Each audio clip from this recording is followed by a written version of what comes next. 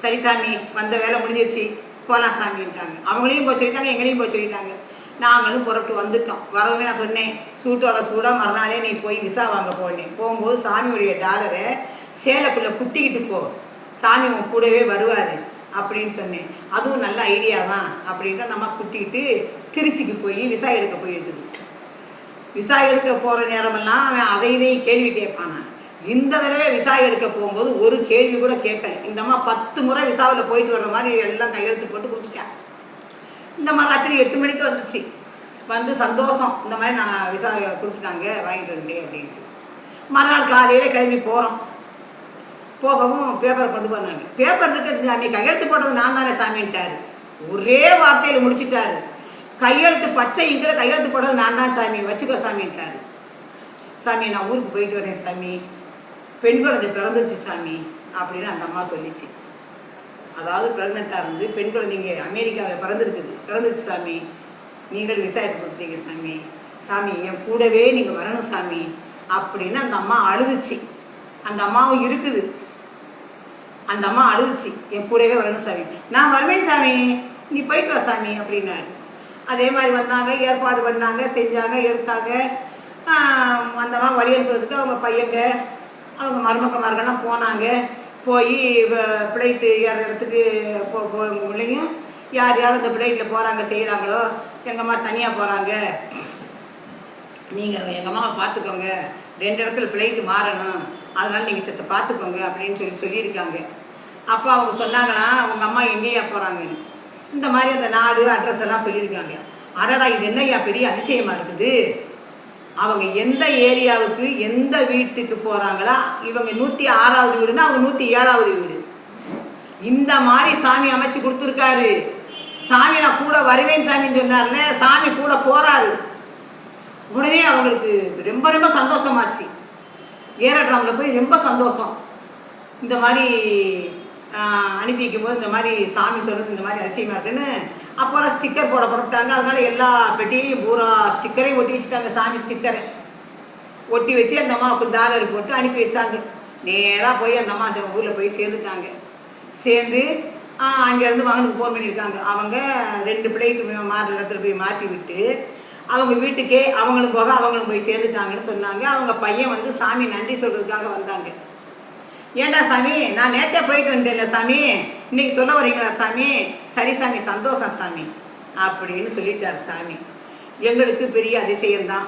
ஏன்னா நாங்கள் வந்து நம்பிக்கையில் இருக்கிறோம். நாங்கள் ரொம்ப ரொம்ப நம்புறதுனால எல்லா இடத்துலையுமே நம்பி போகிறதுனால எங்கள் கூடவே சாமி இருக்காரு. சாமி எங்களையும் சுமந்துக்கிட்டு இருக்காரு, இதில் சந்தேகமே கிடையாது. நான் சரி நானும் தானே அந்த அம்மாவை எல்லா விஷயத்துக்கும் கூட்டிகிட்டு போனேன், அதனால நம்ம சாமிகிட்ட போகணுங்கிறதுக்காக நான் போனேன். போய் அப்போ என்ன பண்ணார், பூவரசு மரத்துக்கிட்ட கல் மாடு கட்டி போட்டிருக்குது. உடனே கூப்பிட்டார் என்னைய, கல்லில் பக்கத்தில் வந்து உட்கார சொன்னார். நான் சொல்கிறது அத்தனையும் உண்மை, நான் சொல்கிறது அத்தனையும் உண்மை உண்மை உண்மை.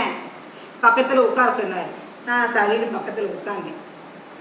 சாமி சட்டியில் தண்ணி தெளித்தா போலீஸ் வரான் சாமின்னாரு. சட்டியில் தண்ணி தெளித்தா போலீஸ் வரான் சாமினாரு. என்னடா அதிசயமாக இருக்குது. இப்போத்தானே அந்த அம்மா அது இதுன்னு சொல்லிட்டு போய் நன்றி சொல்ல வந்திருக்கிறோம். நம்ம தானே கூட்டிகிட்டு வந்தோம், குமரியை கூட்டிகிட்டு வந்தோம், கல்யாணம் பண்ணோம், தாய்மை அடைஞ்சிட்டாங்க. என்ன அவங்க போகிற இடத்துக்கு போய் சேர்ந்துட்டாங்க, எல்லாமே செஞ்சுட்டாங்க. கூட்டிகிட்டு வந்ததுக்கு ரொம்ப ரொம்ப நான் கூட்டிகிட்டு வந்தவங்களே சிறப்பாக வச்சுருக்கீங்க சாமி, நம்பிக்கையின் பேரில் நான் சாமி நன்றி சொல்ல போகிறேன். சட்டியில் தண்ணி தெளித்தா போலீஸ் வரும் சாமின்னாரு. எனக்கு என்னடான்னு புரியவே இல்லை. நானும் சரி சரின்னு ஒருத்தர் வந்தார். ஒரு 2 லிட்டர் கேன் தண்ணி பாட்டிலில் வந்து நின்னார். நான் அனில் மசாலா மணி மகேஷ் எல்லாம் அந்த பூவரசு மரத்துக்கிட்ட உட்காந்துருக்கோம். சாமி உட்கார சொன்னவர் என் தோளில் சாஞ்சி படுத்துக்கிட்டார். தூக்கம் வந்துச்சு போல். நான் பேசாமல் இருந்தேன். நான் சொல்கிறது அத்தனையும் என் முன்னாடி படம் ஓடுற மாதிரி. ரொம்ப காலத்தில் எல்லாம் மறந்தாலும் ஒவ்வொன்றாந்து எங்கள் அப்பா முன்னாடி தான் எடுத்து சொல்கிறேன். எங்கள் அப்பா ஒவ்வொன்றா எடுத்து கொடுக்குறாரு, நான் பேசுகிறேன். என்ன சாமின்னே, தேங்காய் எண்ணெய்னார், கொடுங்கன்னு வாங்க போனேன். சாமி படுத்திருந்தவர் படுத்து தானே இருக்கணும், பாருங்க கண்ணு முடிச்சிட்டாரு. என்ன சாமி கொண்டு வந்த அப்படின்னாரு. சாமி எங்கள் தென்னந்தோப்பில் நான் தேங்காய் இறக்குனேன் சாமி, தேங்காய் எண்ணெய் ஆட்டினேன் சாமி, அதனால உன் காலுக்கு தேய்க்கிறதுக்காக தேங்காய் எண்ணெய் கொண்டு வந்துருக்கேன் சாமினார். சரி சாமி, உன் பிரியம் போல செய்ய சாமினார். வந்த மனுஷன் சும்மா இருப்பானா? இவர் தான் இறைவன், இறைவனை தவிர வேற அவதாரமே இவர் இல்லைங்கிறதுக்கு எடுத்துக்காட்டா அந்த 2 லிட்டர் எண்ணெயுமே தலையிலேயே 2 லிட்டர் எண்ணெயும் அப்படியே ஊத்துனாங்க. சாமி அப்படியே இருந்தார். இது சாமி மேல சத்தியமா சொல்றேன், அப்படியே இருந்தார். சாமிங்கிறேன், பேசாம இருந்தார். அந்த 2 லிட்டர் எண்ணெயும் தலையில ஊத்தி அவர் போட்டிருக்கிற 9 கவசம், அதாவது 9 சட்டையிலையும் பூரா உள்ள போய் அப்படியே என் தோல் பட்டை எல்லாமே எண்ணெய் ஆயிடுச்சு, தேங்காய் எண்ணெய் ஆயிடுச்சு. ஒரு சொட்டு எண்ணெயை கையில தொட்டாலே ஒரு மனுஷன் சோப்பை போட்டு கை கழுவுவாங்க. ஆனா 2 லிட்டர் தேங்காய் எண்ணெயை தலையில ஊத்தி அப்படியே மனுஷன் உட்கார்ந்துருந்தாரு. நான் இடது கை பக்கம் உட்காந்துருக்கேன், தோட்டை சாஞ்சிருக்காரு. வலது கை பக்கம் அனில் மசாலா, கீழே மகேஷ் உட்காந்துருக்காரு. சிவசாமியெல்லாம் இருந்தார். சரி அப்படின்னு நான் ஒன்றுமே பேசலை. என்னடா பண்ணுறது, இவர் குளிக்க மாட்டார், செய்ய மாட்டார், வேறு ட்ரெஸ்ஸு மாற்ற மாட்டாரே, செய்ய மாட்டாரே, இவர் இந்த மாதிரி பண்ணிட்டாரே அப்படின்னு எனக்கு வருத்தமாக இருந்துச்சு. சரி போனவன் என்ன பண்ணேன், சாமி ஊருக்கு போயிட்டு வரேங்கிறேன், இரு சாமிங்கிறாரு. ஏன்னா நான் நினைக்கிறேன் நான் இவரை குளிப்பாட்டணும், இவர் என்னையா இருக்குது, என்ன பண்ணுவார். ஆனால் சாமி குளிக்கலை, சட்டையை கலட்டலை, செய்யலை, 10 நாள் அப்படியே இருந்திருக்காரு.